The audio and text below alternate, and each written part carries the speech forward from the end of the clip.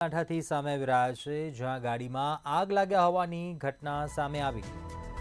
Scorpio ગાડીમાં અચાનક જ આગ ભભૂકી ઉઠી. દિયોદરમાં રેલવે ઓવરબ્રિજ પર આ ઘટના બની હતી, જ્યાં કારમાં આગ લાગી. આગ લાગતા જ ટ્રાફિક જામ સર્જાયો હતો.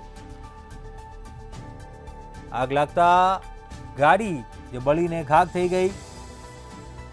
સદનસીબે કાર ચાલકનો આ બાદ બચાવ થયો છે. કયા કારણોસર આગ લાગી તે કારણ ચોક્કસ જાણી શકાયું એવું નથી. જોકે ઘટનાની જાણ થતાં ફાયરની ટીમ સ્થળ પર પહોંચી હતી. દિયોદરની ફાયર બ્રિગેડ ટીમ સ્થળ પર પહોંચી અને આગ પર કાબુ મેળવ્યો હતો. જોકે ગાડીમાં આગ લાગવાનું કારણ અકબંધ છે, તો બીજી તરફ કારમાં આગ લાગતા બીજી તરફ ટ્રાફિક જામના દ્રશ્યો સર્જાયા હતા. આગ લાગતા જ ગાડી બળીને ખાખ થઈ ગઈ હતી.